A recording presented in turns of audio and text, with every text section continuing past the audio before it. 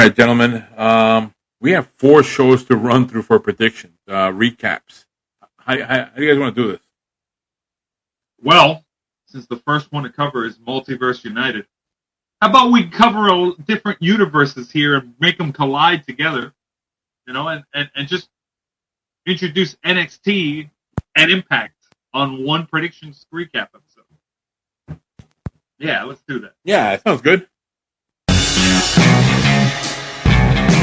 I'll take it. Welcome to TFS Final Stuff You Show Podcast. This 24/7 Lou, and that's Rick Hard coming to you live from the past. And that's the one-man band, and the streak is broken. Ooh. Here we go, folks. Yes, let me tell you something. From the highest mountain to the lowest valley and everywhere in between, we are the beasts of the East, the best in the West. You are listening to TFS Pod, your girlfriend, your pets, your friends, your neighbor's favorite show. Especially, we are the #1 listened to podcast of adult film stars, and we have a shout out for someone that apparently is a big fan of the Miami scene, Valentina Jules. I love it! You guys are so great! Thank you. Yes, we are. Yes, folks, in this episode, we will be doing a recap of Impact's Multiverse United. Only the Strong Will Survive. And we're doing a recap of NXT Stand and Deliver. We're doing 2 recaps in one. So it's going to be very fun. A lot to go through. Let's just get to that scoreboard if you can. Well, hold on, I'm saying it all wrong. The one-man band. Give us that line that everybody loves. Rick Hard, get the scoreboard! All right, folks. Since we are coming to you from the past, we've got Lou, who had a pretty good pre-WrestleMania weekend start off. He got 2 points from Multiverse and Stand Deliver. Yes. So he is at 7 points. Yes.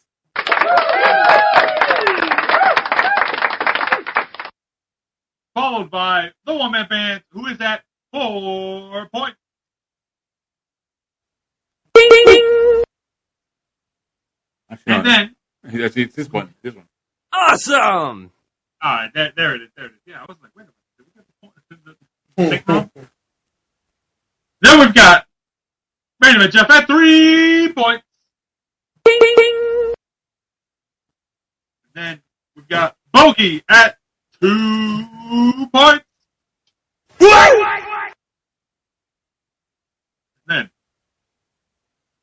tied for last, we've got the randomizer and myself on the board.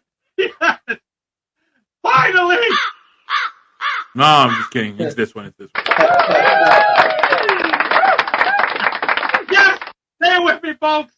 1 point. That's a 1.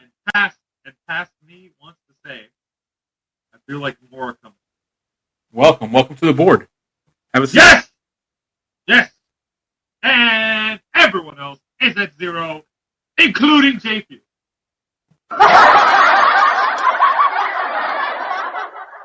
There you go. All right, so yes, that's the scoreboard. Let's go. Let's kick off this show that we had for Multiverse Impact. Multiverse it was a combined show between New Japan Pro Wrestling, Strong. That's what they call like their U.S. division, I guess. And it was a pretty good show. But remember, this is all happening during WrestleCon, during that weekend of WrestleMania out in L.A. So we're just gonna go quickly through these matches. We had Yuya Uemura defeat Gabriel Kidd in a 7-minute and 50 seconds match. We had that going on, right? That gave me a good start. Yeah. Then we had we had the X Division Championship. We had Trey Miguel versus Rich Swann, Kevin Knight, Frankie Kazarian, Clark Connors, and Rocky Romero in a scramble match for the X Division Championship, which Trey Miguel came out on top of that one. So He came out to 2 retain. points. Oh, I had that one right. Yes, you got that one. See, What was that? Wait, did you? Did you? Did you? Yes, Yes, you did. Yes, you did. And that was a I'm 2-point trying to match. create- That was a 2-point match. Everybody got a point except for the randomizer. Don't ever bet me this random Trey Miguel. That was a 7 minutes and 24-second match. So that was pretty big there. There was a huge spear from Clark Connors. So again, exciting match. X Division matches are always fun when they have that element of Yeah, but if I could say something, didn't they have a delayed start? There was an issue with yes, I remember now part of that. There was an issue with somehow the broadcasting of it. Yeah. AKA they didn't want to go up against the last bit of SmackDown for the start of the Hall of Fame. Yeah, I remember that night. That night was tough to watch a lot of stuff. This is what happens when you go up against WWE programming, and when they're doing big stuff. You know, they went hard on the Go Home show for SmackDown, as much as people don't want to admit it. And the thing is that also too, this is going on during WrestleCon. So this like for the folks who didn't get tickets to get into to watch anything from WWE, and they're watching stuff at anything else from wrestling wise. So I mean, it's not that bad if you're a wrestling fan. You still get to enjoy wrestling. If you're in the city where that's hosting a WrestleMania, which is this thing that's been going on. How many years has it been going on where they do this, where all these different conventions always meet up there? I don't remember that happening here in Miami. Do you guys remember that when WrestleMania was here? I remember there being an NXT Access when I went in 2017. Yeah, but I don't remember. In terms of a convention, I remember. I mean, I was at the Orlando Convention Center, and that's where they had the WrestleMania Access. Supposedly, they had a ring there set up, and they did do some NXT matches.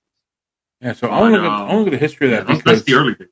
Because I know from last year they did that in Dallas, and then now in LA when they had it now for WrestleMania, like all these wrestling companies. Basically, once WrestleMania became a 2-night event, I think they realized like we can make a whole weekend out of this. Yeah. And everybody else they were already piggybacking off of it, but now, especially now, they were like maybe we could really piggyback off. Also too, because also if you're a wrestler, you're out there, you're trying to make it out there.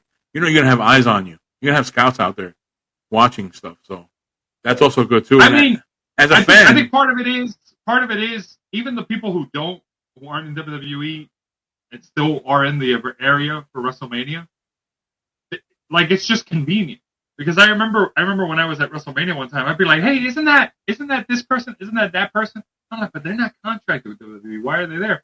And I guess they just like, hey, yeah, maybe I'll go see the show. And then they're also just so happen to do a show for an independent promotion. Might as well get paid. Yeah, might as well get paid. Of course. So yeah. So again, industry wise, that's good. That's good for them. Fan wise, that's wonderful for us fans who enjoy wrestling. So it becomes like a whole big experience. I just can't wait for it to come back to here in our home base of TFS Pod in Miami, and we have this experience like this because I see it at other cities. And I'm like, man, I wish I was there for that stuff. Like, I mean, I don't have WrestleMania tickets, but I can go to this event. I can go to that event. And look at it, they're bringing New Japan talent, superstar talent, was coming in from New Japan to be here for this stuff. So yeah, to get beaten up by Impact guys. Well, no, not all of them. Not an Impact. They get beat up by EW guys. Well, as we'll see in a no, because AEW did also have an event on Friday. And it did have folks that were in that were in New Japan that were getting beaten up. Anyway, but yeah, we had that going on. All right, so we had what was the next match we have here? Oh, it was that team match. Oh God, Eddie Edwards, Tom Lawler, J.R. Kratos, and the Digital Media Champion Joe Henry versus Callahan and Fred Rozier and Alex Coughlin and PCO. Where I know I lost the point on this one. I know where I went on this one. Yeah! I know this match. Callahan, Fred Rozier, Alex Coughlin, PCO defeated Eddie Edwards. Blah, blah, blah. Yes, enjoy that. All right, next matchup. This is the match that kept me on the board, baby. Now, I got to watch a part of this one because I was having issues in trying to getting the feed for this. but I did get to watch this one, which was Moose and Jeff Cobb. Jeff Cobb had, actually, I had never heard of Jeff Cobb before until I had seen him. When was it? On Wednesday on AEW, he faced off against was it Kenny Omega, and it was a pretty good match. Pretty good match. Jeff Cobb is to me like another Rhino, just younger. Like that's his shape and his kind of moves and all that stuff flying around. So that was a good match right there. A lot of there was some stuff that these guys were doing, jumping off the second rope. There was a suplex off. What do they call it? What do they call it when you're the top suplex in the third rope? Superplex. There we go. I missed that one. Yeah, so there was some of that stuff going on, and the winner of that one was Jeff Cobb defeating Moose, which surprised me. Now, that match was 11 minutes and 47 minutes. It gave Jeff the point because Jeff's got to stick together. Yeah, I remember that. yes, that's what happened in that one. Which, man, I feel bad for Moose taking a loss on that one. All right, and then we had the next match, which was Masha Slamovich versus Deonna Purrazzo versus Giselle Shaw versus Miyu Yamashita. Winner challenges for the Knockout World Championship at Rebellion. So this match went 9 minutes and 36 seconds, and we know the rule. Don't bet against Deonna Purrazzo. Because you're going to lose. And that's who came out the winner, Deonna Purrazzo. So, yeah. Let me see. Okay. Slamovich avoids the Queen's Gambit, then hits the air raid crash. That's her move. Purrazzo plants Shaw with a powerbomb, followed by the Queen's Gambit to win. So, yeah, that's how Deonna Purrazzo won that one. And let's see. Next matchup we have here is the Impact World Tag Team Championships. Bullet Club versus Aussie Open versus TMDK, the Mighty, which I finally find out what it stands for. The Mighty Don't Kneel, but I prefer the other one. Too much Donkey Kong. Too much Donkey Kong versus the Motor City Machine Guns for the Impact World Tag Team Championships. So this is a mixture of guys from New Japan Pro Wrestling, which is Aussie Open, which is really good. It's part of the Will Ospreay team, and TMDK in this match. But at the end of it, after 12 minutes and 28 seconds, the champs retain. Bullet Club walks out as champion, and let me see. Oh, okay. Tito protects his partner from the Aussie Open double team assault. Ace and Bay hit Tito with the 1-2 sweet to win. So there you go. One with the 1-2 sweet to win. All right, that's the end of their move. So yeah, that was that match. Then we had the main event, which was changed because Josh Alexander was hurt at another event. I don't know what event he got hurt, but he was hurt, and he was replaced by Leo Rush. Returning from retirement to then Leo Rush's way back to retirement. Yes.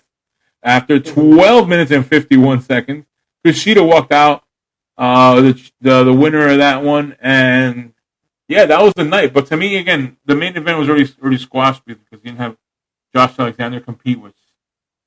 Not just that. It's granted, I get that this takes place on the West Coast, so over there it probably ended at around like 11. By the way, I have more matches. By the way, I made a mistake. There's more matches. So that was supposed to be the main event, yeah. But they did push. See, that's so sad. What I was going to say, that was supposed to be the main event with Kushida and Josh Alexander, but it was pushed down. It was pushed down to actually like number 3 matches before 3 matches before the final match. So the second to last match was the New Japan Strong Open Weight Champion Kenta versus Minoru Suzuki. And after 15 minutes and 36 seconds, Kenta defeated Minoru Suzuki. So he retains. Yep. And then we had another big match, which was supposed to be the main event, which was Mike Bailey versus Hiroshi Tanahashi. and that was 15 minutes and 30 seconds on this one. And I was watching earlier on they had faced each other before, I guess the previous year, last year, or a previous matchup at another event. And that was pretty exciting. And I did not actually get to watch the full thing here. It was a little bit late for my time, I'll be honest. Man, that's what I was saying. It was super late by the time this was hitting the end. However, this was the match that clinched in your win, Lou. Yep. Yeah, because you guys picked Mike Bailey, right? Of course, I went Mike Bailey. Yeah, that one where I went against Mike Bailey, and I said, "Nah, Tanahashi's a superstar. He can't lose this one." But he's an older superstar. Yeah, I know, but I understand. But I just felt like fans. This is a SuperCon. It wasn't. It was more like an exhibitions match to me. It was a glorified house show that somehow they got to broadcast on a pay-per-view that the broadcast stadium wasn't showing it right the whole time. So I don't know. It was just for me. It was a house show. So Tanahashi came out with the victory, and so did I. So that was Impact's what is it? Multiverse United, Only the Strong, whatever. Yeah, and I came out with a victory too, Lou. Okay, take it easy there. Oh, you were there too? I know you were there. I don't look back. Remember, Lead Dog doesn't look at anything.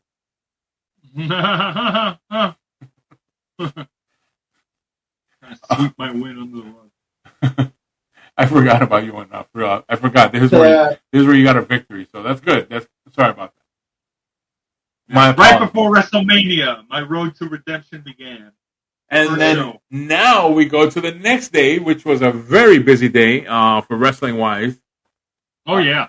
No, Saturday of that WrestleMania weekend was even for us, one on top of each other, thousands of miles away to watch all this stuff.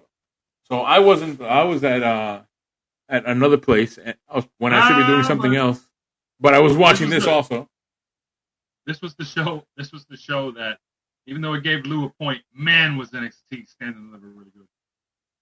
Yeah, I gotta say they went all out, and from the first match, which let me tell you, I saw it.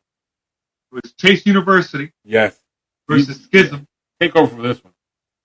And I was the solo pick for Chase University, baby. Yeah, you were. Nobody else was with me on this. I didn't. And it looked bad. It looked bad because at one point Duke Hudson took off the Chase U shirt. They were standing off from each other. Schism was telling them, "Hey, join us. Duke Hudson took off the shirt. He went to join Schism. Put on the shirt. He's standing behind him, and I thought to myself, wait a minute, they're taking too long. And then what do you know? He tore the Schism shirt and said, "I'm in Chase U." They all ganged up on their respective opponent, and then they did the stomps. Say it with me. CHASEU. What's that spell? Chase U. And then they got the win. I better see you wearing a sweater next time of Chase U, Ricard. I'm just going to say. I'm going to wear the sweater. I'm going to do the face paint on the side. All people will stop you. Hey, where is that at? I want to go there. Dude, I like their gimmick. Yeah, me too. I picked them to win that fatal 4-way tag match for the titles, and I thought they should have won it then because, man, they're amped. I really hope they don't break them apart. It's kind of crowded with Tyler Bate, but, maybe we'll figure something out. Mm-hmm. But, yeah, man, I love the gimmick. I hope they become tag champs in some form or another. But that started me off with a good lead, but then the rest of the night happened, unfortunately. Rest of the night happened. Well, it was a good night for you, just not on this show. Yeah, you're right. Yeah, you're right. Also, also pulling a little bit of the curtain here, we did get to meet up later on, which when we do that recap, you'll hear more about that. Oh, yeah. We'll do a recap. We will talk about that. That one. We will talk about that, and you may even see a very special video clip. Oh, yes. All right, our next matchup? Our next matchup, if I'm not mistaken, was the ladder match. There we go. The ladder match for the women. Oh, man. the women's match, the NXT Women's Championship match. Yep. It was no one. All right, so let's get this out of the way here. No one predicted the winner of this match. Nope. Out of nowhere. Out of nowhere. We would make comments of, not this time, Indy. It's not happening for you, Andy. Okay, all right. So let me break this down for some people who might have been watching this. The pre-show was Chase University versus Schism. Right before the pre-show ended, they started doing the entrance for this match. And you had Zoe Stark, Indy Hartwell, and Gigi Dolan go into the ring and do their entrances, right? So they were getting, if you didn't tune into the pre-show and you just tuned in as soon as NXT Stand and Deliver started, they were getting the already in the ring treatment. Ooh, that's never good. Because exactly. They were getting the already in the ring treatment. Because then Tiffany Stratton came out, and while she was coming in for the entrance, they did the whole pan to, oh, this person's in one corner, this person's in another corner, this person's in another corner, and here's their nameplate under them, reminding you who they are. They were getting they're already in the ring treatment. So Indy Hartwell, if you didn't see the pre-show, did not get a proper entrance for this match, but she won. And the way this worked, because One Man Band totally got screwed out on this one. Yeah. Because at one point, Tiffany Stratton was going up, and then she gets pushed off the ladder onto, like, 3 of the other girls out there. Except for Indy Hartwell. Indy Hartwell somewhere else. And then Gigi Dolan was going to go up. And then JC Jane, which I knew was going to happen. I even said it. I'm like, yeah, she's going to come in there and screw Gigi Dolan out of the win. JC Jane came up, got on the ladder, and cost Gigi Dolan the match. Pushed her off onto a ladder bridge. And then Gigi Dolan just did not get the win there. And then I was actually thinking to myself, wait a minute, is she going to pull the title off now while she was up there? I said, no, make some ladder match history. Someone not involved in the match wins the title. Yeah, that was true. She even looked at it at one point. She was like, what if I just pulled it down? I imagine it was going through her head. Like, are we going to get Brock Lesnar here? Yeah, but the rest... but the refs got her to come down. They told her to get away from the match. And then Indy Hartwell got into the ring. And she looked up, she went to do the climb. She stepped on the first rung, but she had an injury in her leg. So she kept selling the fact that, she can't make the climb. Her leg hurts. And then, in the back of the screen, in the background, you see him pop up from under the ring. Dexter Lumis. Yep. And he slid back on his back underneath Indy Hartwell's legs, by the way. Great view, by the way. Dude was looking right up at her, and he's just like, you need help? I got you. Got her on his shoulders, helped her climb, rung from rung. She grabs the title, new champ, Indy Hartwell. Dexter Lumis disappeared into the background to let her enjoy her moment. Thumbs up. What a moment, man. Yep.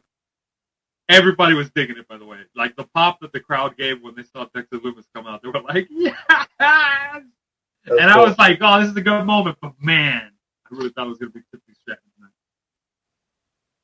But, yeah, great match. Even though nobody... And I'm made even better by the fact nobody got 2 points on it. So my lead this point back.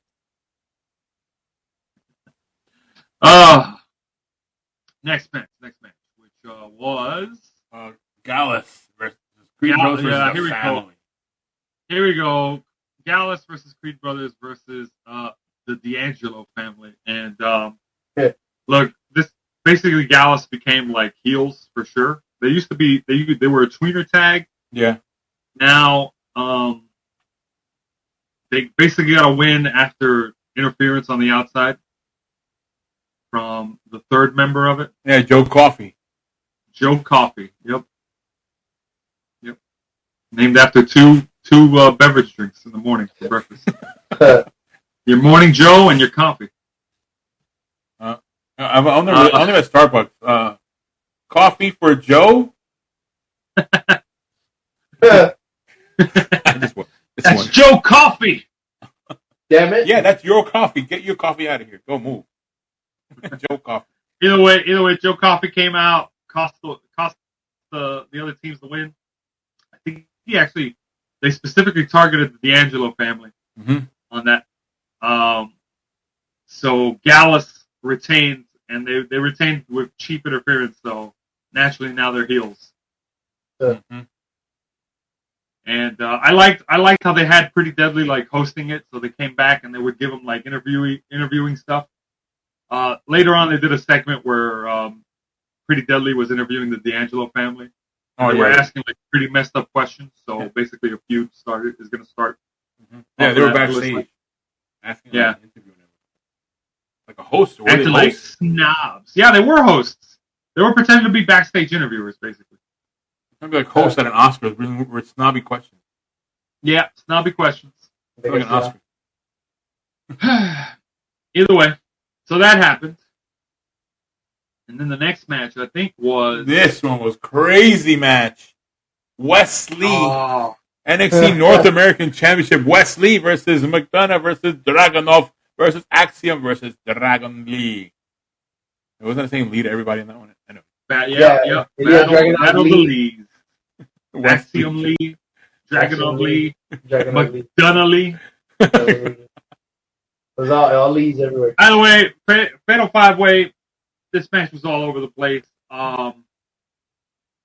Dragunov looked really good in this, by the way. Like, he did. I'm glad I went with my pick because he looked like he was $1 million in this. And honestly, I thought for a second, man, we might actually see him win. He did. But he had me on the edge of my seat, man. I know. You were watching that going, man, why didn't I pick that guy? Yep. And then the finish of the match happened, and you were like, that's why. yeah, basically that's how it went.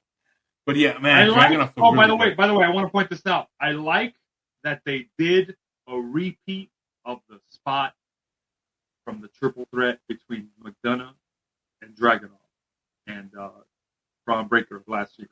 Which is? In case you guys don't remember the spot, the ref was counting a 3 count for McDonough. And Ilja Dragunov stopped the rest count. And that is a homage to the spot from the triple threat when they fought Braun Breaker, where Dragunov was going to pin Braun Breaker, and then JD McDonough slid in and grabbed the ref's hand and said, no. Yeah. And I was just that was good. Not everybody, I'm sure not everybody picked that up, but I did. Way to go, NXT. Oh, I think this is the best match of the night. Yeah, I'll say that. Best match of the night. Maybe the unsanctioned match gives it a run for its money, but this match has had everything. Yeah. Yeah, Wesley walks out again retaining, which I was super excited about that one. I wonder why. Yeah. Oh, yeah. By this time, the score was 3-1-2-1. 3 I had. One man band had 1. Ricard had 2. Main event Jeff had 1. The randomizer had 1. I went from having a 1-point lead to being 1 point behind in one match. How about that? Don't remind me. All right, let's go to And then it just got worse. Because it was Johnny Gargano versus Grayson Waller in an unsanctioned match. Where you guys had gone Grayson Waller on, right? Come on, man. I really thought Grayson Waller was going to win it. But no, this was going to be the Wave night. That was randomizer night. That big Gargano. Yeah. Yeah, you went first on this one. I remember now. Here it is. Here in my notes. Yeah, I went Grayson Waller because I figured, give it to the new guy. I was thinking that too, but I don't know. No, the feud was too personal. Once I saw that what's her name, Candice LeRae, was at ringside with their kid, by the way. Which, by the way, apparently doesn't mean you're going to win. More on that. Ask Cody Rhodes. Yeah. Your wife and someone else's kid could be at ringside, but no. It doesn't mean you're winning. Hey, wait a minute. wait a minute, we have seen this before in another company. Yeah.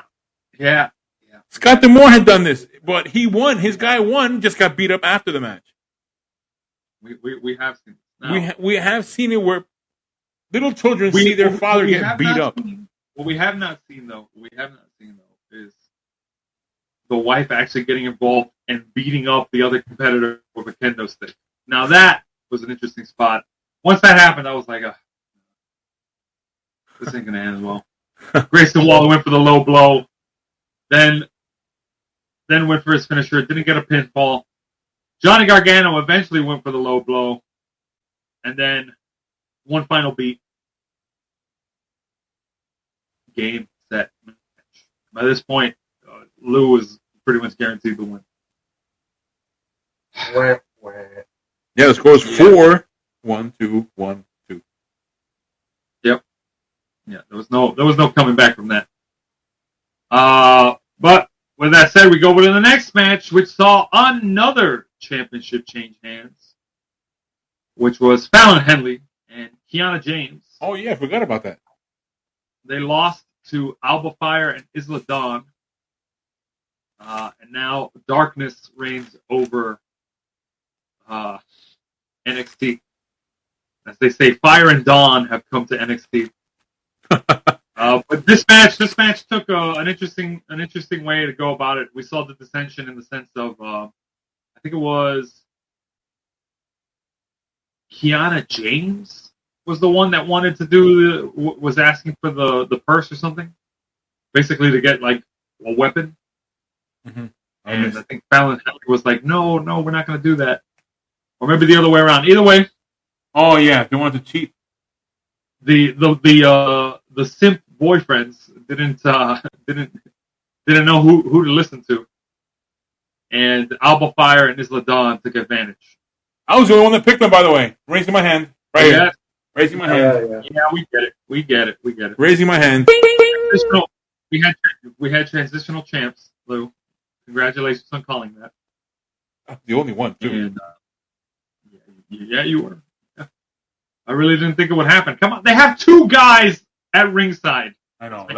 Hey. I don't know if this matches to the wonderful bold picks that the one man band has done in the past, and he gets them right. I don't know if this matches to it, but this was a bold one. I was going against the consensus, and I got it. I don't know if it's up to that level because I know that one man band has made some wonderful bold picks and it's paid off. I'll never forget Sami Zayn. Yeah. That was my crowning moment. Yeah. This basically like hammered in the lead and just put everybody else down even more. By that point, we're like, oh, geez, just end this show.